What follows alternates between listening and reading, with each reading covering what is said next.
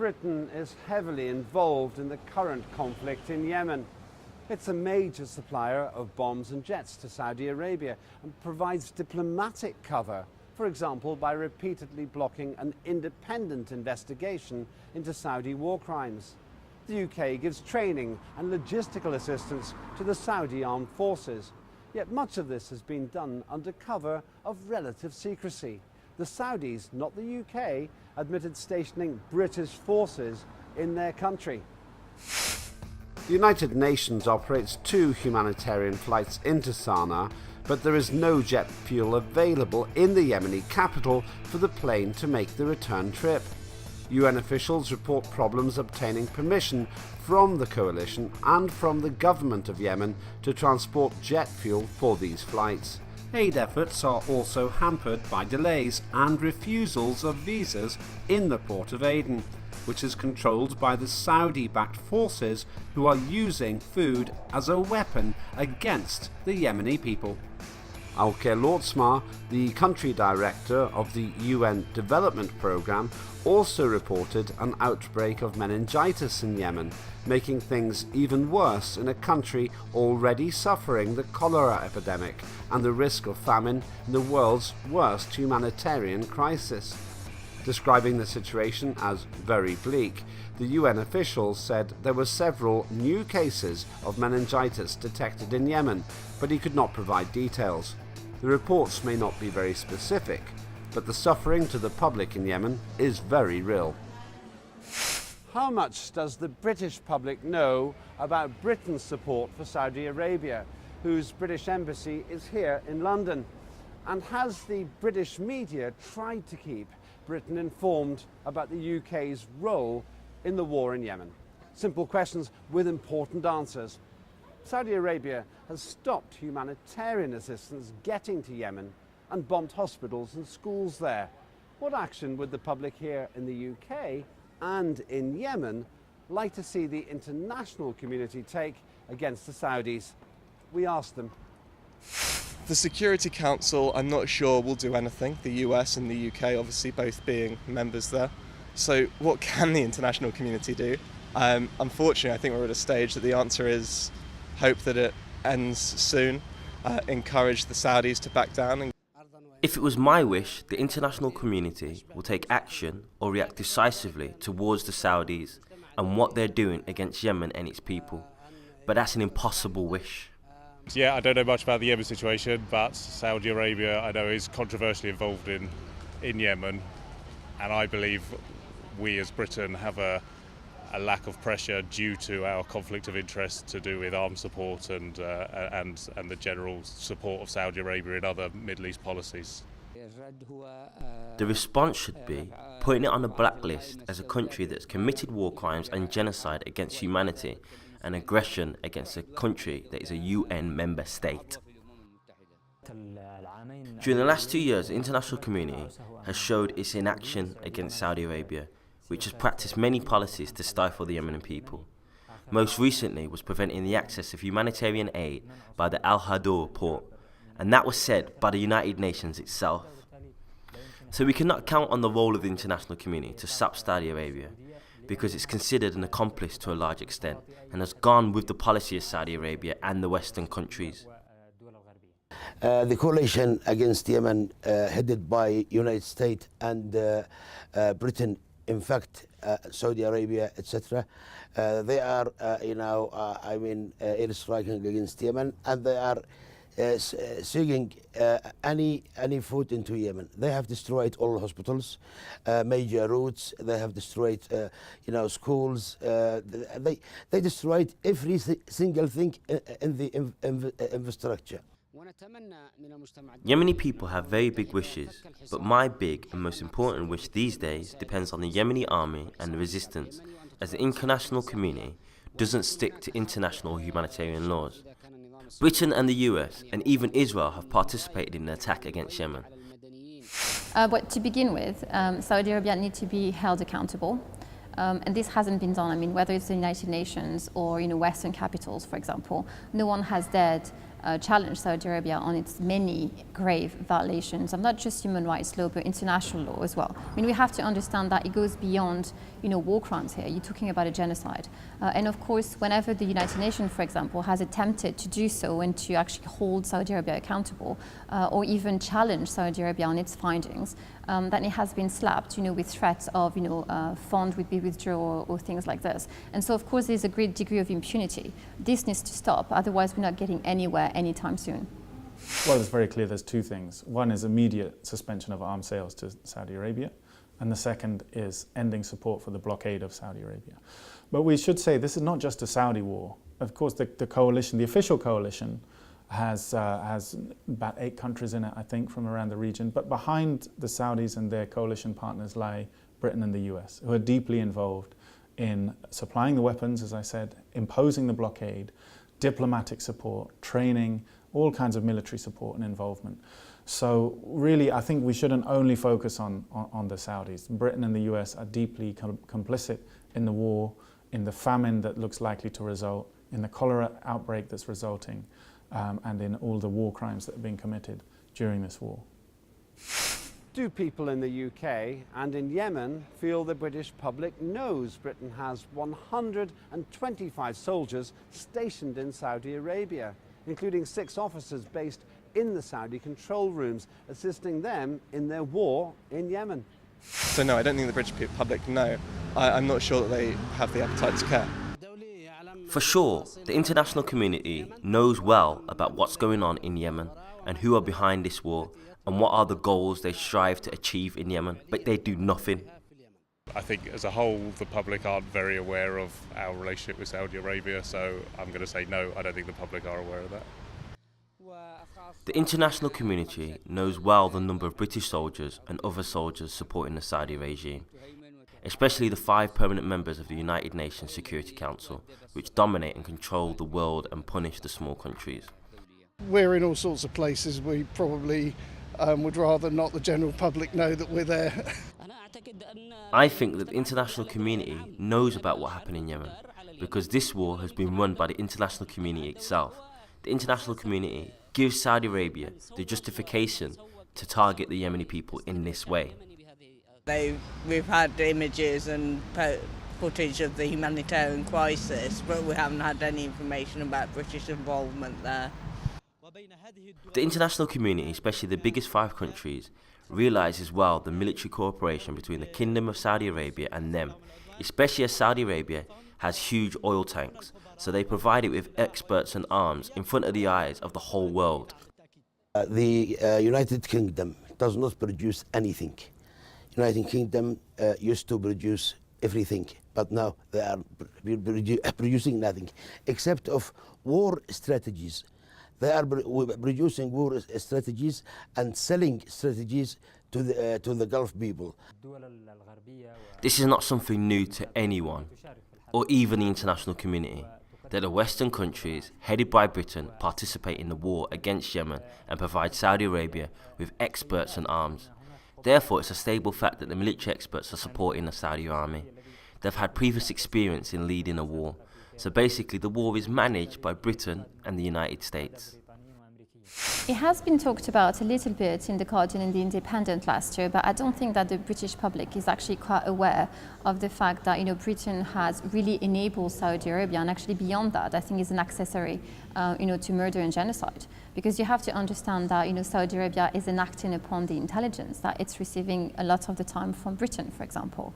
So those soldiers in those war rooms are not just handling or playing a video games. Real lives are at stake here, and so I think that to a great degree Britain doesn't want to hold Saudi Arabia accountable, because then it would have to hold itself accountable. And this is an issue that the British public is not aware of, because there is a media blackout. Well, I don't think most British people know that, no. But I don't think they'd necessarily be that surprised were they to find out, because I think people do understand that Saudi Arabia and Britain have a close relationship. I think that is common knowledge, that Britain and the Saudis are very close. The extent and the depth of that involvement right now, the British government is trying to keep as secret as possible. We only know about those 6 officers stationed in the Saudi control center from the Saudis. The UK never admitted that. They never came out with that information. In fact, in late 2014, just months before the Saudi invasion began, a secret memorandum of understanding was signed by Theresa May and the Saudis that we've never had the contents of disclosed. So we don't know the underlying essence of this agreement, the basis of the current alliance over Yemen. And people may be unaware as well of the depth of British involvement in the history of Saudi Arabia, actually bringing the Saudis to power effectively in the 30s. In the public's opinion, has the British media done enough to inform the British people about Britain's role in the war in Yemen? I think the media has a major role in covering what's been happening in Yemen and delivering the oppression of the Yemeni people that they are facing. However, it was not enough, as there are a lot of facts that are not exposed yet, especially those about the involvement of many world powers in the massacre committed against the Yemeni people. It's not high on the news agenda. I don't think we are very concerned with it, even though we probably should, and possibly in other countries we would be. But no, I don't think it's very high on the public consciousness. There's still a lot of things that have to be revealed to the entire world by the media mass, especially things about the hidden or forgotten war against Yemen. This is the only war that all the people watch and stay silent about it. So the media has to awake the consciousness of the world and motivate the Yemeni people to resist and revolt. No, none whatsoever. It doesn't get on the radar. They're more worried about Donald Trump and Jeremy Corbyn. The media abroad has limits imposed by the states of aggression in order to support those countries. And I think that the peoples of the world and the intellectual people in any community have no idea about what's really happening, as the media is oriented and serves the aggressive policy against Yemen. It's not in the interests of politicians to make us aware of it very often. People object often. Regarding the Yemeni media, its capacities are very limited. The hope should be on the Resistance International and Arab media, who also bear responsibility for informing the humanitarian organisation about what the aggressions and the countries are doing against Yemen. They talk about, what's going on in Syria, what's going on in Afghanistan, what's going on in Iraq, but Yemen, everything is very quiet and nobody is talking about Yemen. Very unfortunately, Yemen, there is a nasty war and a nasty way of life. No, I don't think so. And I think the main issue is not so much talking about it, it's talking about it in the right way and being objective in your reporting. A lot of the time, the media, has played, I would say, the Saudi narrative, where, they're taking sides. They're not reporting on the truth or on reality on the ground. What they're doing is playing into the Saudi narrative, trying to criminalize the resistance movement in Yemen. This is no way to report on a war. If you are true to journalism, you have to be objective and not use certain sectarian objectives or trying to, again, criminalize the movement that, is carried by an entire nation. You have to understand political self-determination. And I think that there's a great failure when it comes to journalism here. And again, there's a media blackout. So it's not just the on-reporting, it's the way that he has been reported on. Most of the mainstream media reports in Britain, you would be left thinking that Britain was some kind of innocent bystander to this whole affair. They talk about the Saudis, they talk about Yemen and the Houthis, and Britain's role is almost always absent. Very occasionally they might touch on arms sales, almost never do they touch on, like I say, the fact that Britain's training the Saudi army, that its officers are helping with targeting, that it's helping to impose the blockade. This is almost never mentioned. So no, the British media, I would say the extent of misreporting and underreporting of this and Britain's involvement actually renders the British media complicit in the near famine and the cholera epidemic and the killings that are taking place in Yemen right now. Thanks to this war, an estimated 400,000 have fallen ill from cholera. According to the International Committee of the Red Cross, over 3 million people have fled their homes since the conflict began. 7 million are at risk of famine, and more than 20 million throughout the country are in need of humanitarian assistance. So, Yemen's humanitarian disaster includes the fastest growing cholera epidemic since records began, plus 7 million people on the verge of famine. Evidence suggests Britain contributed to this disaster. How does the public here in Britain and in Yemen feel about this? Britain has committed the worst wars and caused the worst epidemics, and it continues to do the same thing now to Yemen. I think that it's an incredibly difficult situation. It's obviously very sad for me to know that a British defence budget is going into something that is killing civilians and destroying a country. It's not just the deaths now, but the deaths that are going to be caused by the destruction of infrastructure. Actually, it's so sad to watch the outbreak of cholera and meningitis in Yemen, and to watch the negative reaction of the international community to such an issue. The airports are still closed up till now, and the ports are closed too in the face of commercial movement and navigation. Therefore, the aid can't currently be reached by the Yemeni people, especially the medical aid to eliminate cholera and the other epidemics directly. Yeah, well, we get it wrong every time. We support the wrong side. We supported Saddam Hussein until we decided he was a bad guy. So that's why I say we should stay out of it. But arms are too valuable. Business wins every time. The Yemeni people are not the only party that knows about the involvement of Britain in the war, but the British government itself stopped the decision that could have stopped arms export to Saudi Arabia, as Britain knows very well it benefits a lot from the arms deals with Riyadh. But when the Yemeni people win victory, Britain will continue its policy against Yemen, even without Saudi Arabia.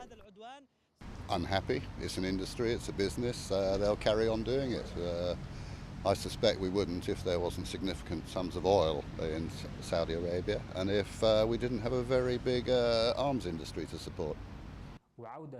Leading the war by Saudi Arabia, which is supported by the powerful countries in the world, which provide it with logistics and information.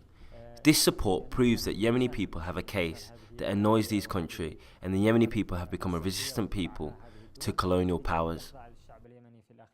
It's very upsetting. You have, for example, the Prime Minister, going abroad or even, speaking against certain human rights violation, without realizing that it's actually her office is committing, the worst war atrocities by, starving people to death and enabling, again, a cholera epidemic, which is very preventable. Yemen has been completely cut off from the rest of the world. What you see, again, I'm going back to the word genocide. There is no other way to put it, into perspective. And I think that a lot of the time we forget that, when we talk about the war in Yemen, we're talking about people, real lives are being lost, and not just, numbers on a piece of paper. Until we actually realize that what we're saying, what we're doing, and the policy we're forwarding have an impact, a real impact on communities, that people are dying. Again, we're not talking about this war in the right way. We're not understanding the implication that this war has. And here I have to say that Britain has completely failed. And, again, has a lot to answer to. Britain is deeply complicit in this war. So not only diplomatic support, not only arms sales, by the way, increased in the 3 months following the outbreak of the invasion in March 2015. British arms sales increased by 11,000% to Saudi Arabia. Britain became the #1 armourer and supplier of Saudi weapons last year, overtaking the Americans. They've sold about £3.5 billion worth of equipment to the Saudis since the outbreak of this war. But it's not only that, they're involved in targeting, they're training the Saudi army, they even sent again secretly, sent without telling Parliament or public or anyone, secretly sent the biggest British warship in the British Navy, the end of last year, HMS Daring, off the coast of Yemen, effectively to help with the blockade. So, absolutely, it's disgusting, and those responsible should be held to account. Last year, there was a vote put forward by the shadow Labour Foreign Secretary Emily Thornberry, demanding that Britain pull out of the war in Yemen, that it end all its support for the Saudi war. And it's disgraceful that this is the biggest ever backbench revolt by Labour MPs against Jeremy Corbyn. This is the thing that they really couldn't bring themselves to do, was actually demand Britain to stop destroying Yemen. And that really tells you something about the state of the Labour Party today, I think. Yemen, the poorest country in the Middle East, is being attacked by one of the richest, with support from two of the world's biggest superpowers. What's the public's feeling about this? What is horrifying is that the destruction of infrastructure is going to mean that Yemen stays an incredibly poor country, and it will take generations, it will take decades for it to be anything close to functioning, which it was so close to being a decade ago. Since Saudi Arabia is the richest country in the region and it wages a fierce war on its neighbouring country Yemen, it has abandoned the idea that Yemen is the strategic and most important dimension to Saudi Arabia. It supposed that things would not have reached this point of the conflict and that the Yemeni people would not resist them, but they were wrong, and they can't take the fact that they were wrong, so they continue to fight us until now. Money wins. Saudi Arabia's got the money and they think they can do what they like. They're trying to bully Qatar now, and yeah, they'll carry on doing that and no one's going to stop them. Their oil's too important to us. All Yemeni people are one hand regardless of poverty and hunger, and it will win the victory against Saudi aggression. We will win, we will win, we will win. Isn't that just the way life is? I mean, no one can be happy about somebody with all the arms and technology brutalising a small area that doesn't really have any capability of defence, other than guerrilla warfare maybe. Since the very beginning of the aggression on Yemen, the Yemeni people and political forces realised well the participation of all the big countries in the aggression on Yemen. Despite that, the Yemeni people will win victory by their men, sons and military forces, especially popular resistant fighters, who reach the enemy's lands and give them hard lessons, and the world is amazed by the steadfastness of the Yemeni people and their patience. They are the richest and the biggest in industry. They are fighting the poorest country, but the poorest country is still remain and exist very strongly in the border against Saudi Arabia or in earth against the air coalition. We will still stand. I would say it's the classic case of David versus Goliath. And I'd like people to remember how the story ends, where David was the underdog, but actually managed to win against Goliath.